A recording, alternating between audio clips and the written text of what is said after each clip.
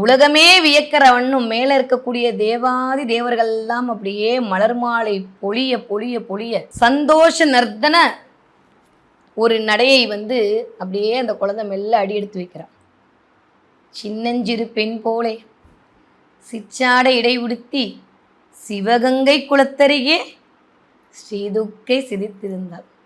பெண்ணவளின் கண்ணழகை பேசி முடியாது, பேரழகு கீடாக வேறொன்றும் கிடையாது. அந்த மாதிரி வேற எதுவுமே இணையில்லை அந்த அழகிற்கு. அப்படி ஒரு கண்ணு, அப்படி ஒரு வசீகரம், அப்படி ஒரு ஆனந்தம். பாத்திர மாத்திரத்தில் இன்னொரு தடவை பாத்திர மாட்டோமா? அந்த குழந்தைய பார்த்துக்கிட்டே இருந்திருக்க மாட்டோமா? அப்ப அங்க இருந்தவர்கள்லாம் தேவர்களாக ஆகிவிட்டார்களாமா. எப்ப தேவர்களாக ஆவாங்க? தேவர்களுக்கும் மனிதர்களுக்கும் ஒரே ஒரு வேறுபாடு தான் இருக்கும். 2 வேறுபாடு.